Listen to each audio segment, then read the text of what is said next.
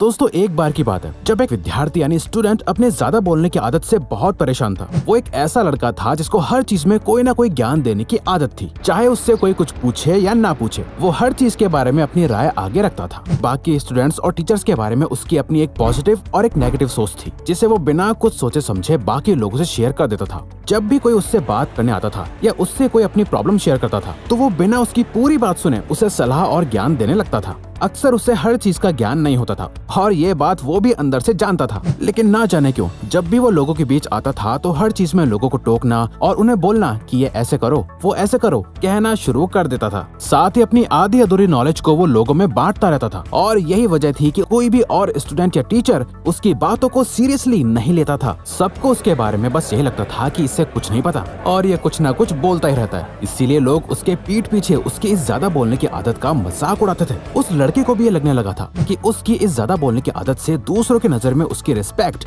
कम होती जा रही है, लेकिन फिर भी वो अपनी इस आदत को छोड़ नहीं पा रहा था। जिससे परेशान होकर वो अपने एक टीचर के पास गया और अपनी सारी प्रॉब्लम्स उनके साथ शेयर करी। तब उसके टीचर ने उससे कहा कि देखो बेटा, ज्यादा बोलने वाले इंसान को लगता है कि वो सब कुछ जानता है और वहीं कम बोलने वाले इंसान को लगता है कि उसे सब कुछ नहीं पता और जिंदगी में अभी बहुत कुछ सीखना है। इसीलिए वो बोलता कम है और सुनता ज्यादा है। साथ ही वो बिना मांगे किसी को राय भी नहीं देता। इसीलिए असलियत में उसी इंसान की रिस्पेक्ट और कदर करी जाती है जो ये जानता है कि उसे कब बोलना चाहिए और कब चुप रहना चाहिए। जिसके लिए सबसे पहले तुम्हें अपने अंदर से ये गलतफहमी दूर करनी होगी कि तुम्हें सब कुछ पता है।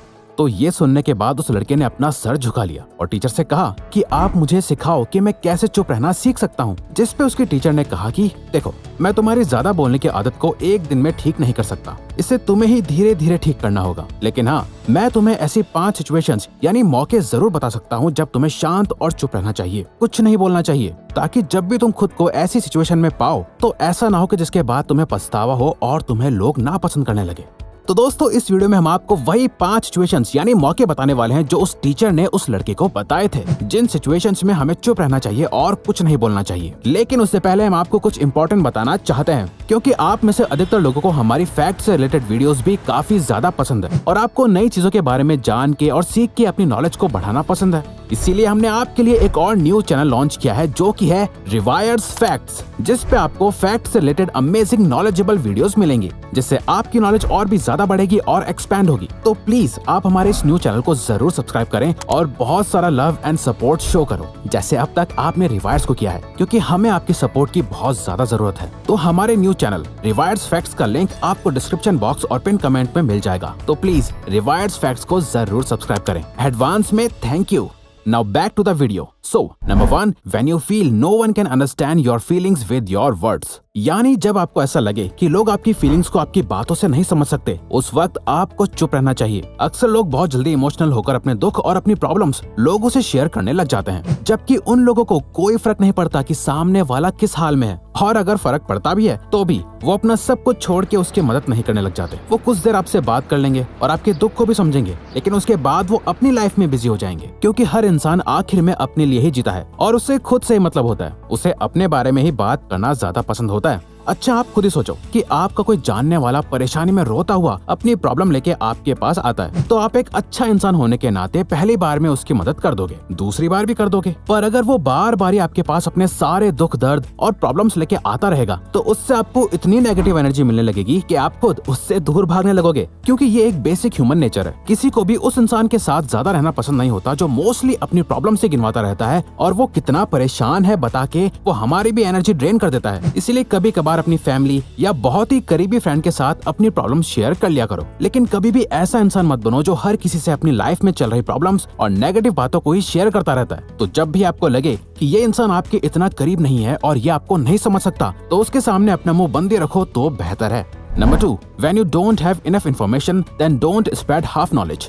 जब आपको ये ना पता हो कि किस जगह पर क्या बात बोलनी है, या किसी भी चीज के बारे में आपको आधा अधूरा ही ज्ञान हो, आपको पूरी बात ना पता हो, तो ऐसे टाइम पर आपको चुप ही रहना चाहिए। दोस्तों आप भी इस बात से अग्री करोगे कि जिस इंसान को एक टॉपिक के बारे में कुछ नहीं पता होता या बहुत कम नॉलेज होती है और फिर भी वो 4 लोगों के सामने उसके बारे में बात करता है, तो हमेशा उसका मजाक बनाया जाता है और कोई भी ऐसे इंसान को सीरियसली नहीं लेता। हाँ, आपने ऐसे लोगों को बात करते हुए सुना होगा जो कहते हैं, हाँ मैंने ये कहीं सुना है, किसी ने मुझे बताया था, या फिर आधी अधूरी बात ही बताते हैं। जो लोग ऐसे वर्ड्स यूज करके अपनी बात शुरू करते हैं, ये कंफर्म करता है कि वो जिस बारे में बात कर रहे हैं उसके बारे में उससे कुछ पता ही नहीं है। अगर ये किसी इंसान की आदत बन जाए तो उससे होगा ये कि उसके आसपास के लोग उसे सीरियसली नहीं लेंगे। अगर वो कोई ऐसी बात भी कहेगा जिसके बारे में उसे पूरा ज्ञान है, तब भी लोग उसकी इस आदत की वजह से उसकी बातों को इग्नोर कर देंगे। ऐसे लोगों से जल्दी कोई एडवाइस मांगने भी नहीं जाता, ना ही किसी ग्रुप में ऐसे लोगों से कोई राय मांगी जाती है। तो जब भी आपको किसी चीज के बारे में पूरा पता ना हो या आपके पास बस सुनी सुनाई कहानियां हो और अपनी कोई बात ना हो, तो ऐसे टाइम पर चुपचाप बैठना और बाकी लोगों की बातें सुनकर उनसे सीखना ज्यादा सही होगा।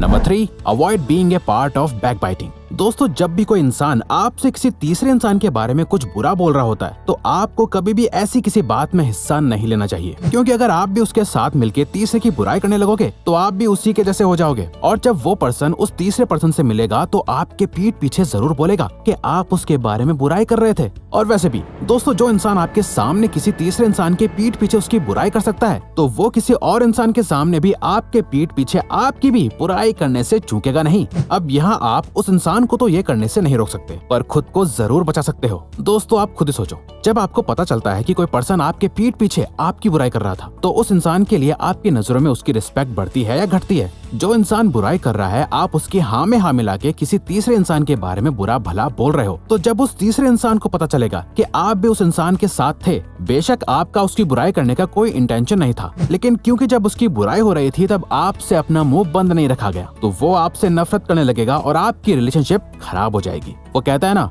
गेहूं के साथ घुन भी पिसता है। इसीलिए अगर आप किसी की बुराई में शामिल होंगे तो आप ही सबसे पहले बुरे बनोगे। Number 4, when someone is throwing their anger to you.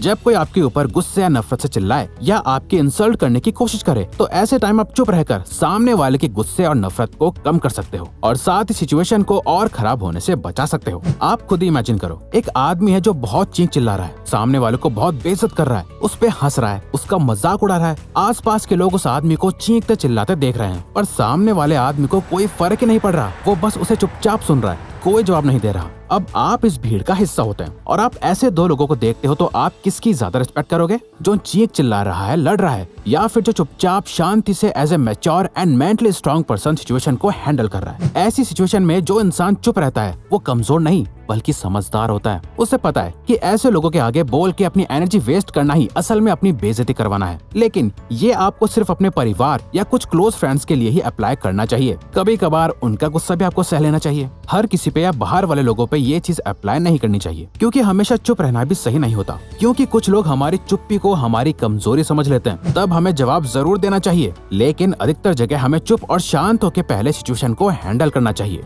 Number 5, listen more speak less. जब कोई आपसे अपनी लाइफ की प्रॉब्लम्स डिस्कस करने आता है या अपनी कोई परेशानी बता रहा होता है, ऐसे टाइम पर आपको चुप रहकर सिर्फ उसकी बातों को सुनना चाहिए। जब कोई किसी से अपनी प्रॉब्लम शेयर कर रहा होता है, तब ज्यादातर लोग दूसरे पर्सन की आधी अधूरी बात सुनते ही उन्हें सोल्यूशन देने लग जाते हैं कि तुम्हें ऐसे करना चाहिए, वैसे करना चाहिए, या कई बार तो वो सामने वाले की गलती निकालने लगते हैं। मगर जब कोई हमसे अपनी कोई प्रॉब्लम शेयर कर रहा होता है, तब जरूरी नहीं है कि वो उस प्रॉब्लम का सोल्यूशन ही ढूंढ रहा हो, बल्कि वो बस ये चाहता है कि कोई उसकी बातों को सुने और समझे। वो आपसे ये नहीं चाहता कि आप उसकी हालत पर उसे बेचारा फील कराओ और उसे सिंपैथी दो, या फिर जल्दी से उससे कोई सोल्यूशन दे के उसकी सारी प्रॉब्लम दूर कर दो। नहीं, उससे बस अपनी बातें शेयर करनी होती हैं, अपनी मेंटल पीस के लिए, जिससे उसे ऐसा लगता है कि चलो किसी को तो मेरी बात समझ में आ रही है। इससे होता यह है कि जब कोई बात कर रहा होता है और आप उसकी बातों को पूरा अच्छे से सुनते हो, समझते हो, बिना खुद कुछ बोले या अपनी राय दिए उन्हें और बोलने के लिए एनकरेज करते हो, इससे आप एक समझदार और सीरियस पर्सन दिखाई देते हो और उनकी नजर में आपकी रिस्पेक्ट बढ़ जाती है। इसीलिए जब भी कोई बोले तो उन्हें बस सुनो, और जब वो आपसे कोई राय मांगे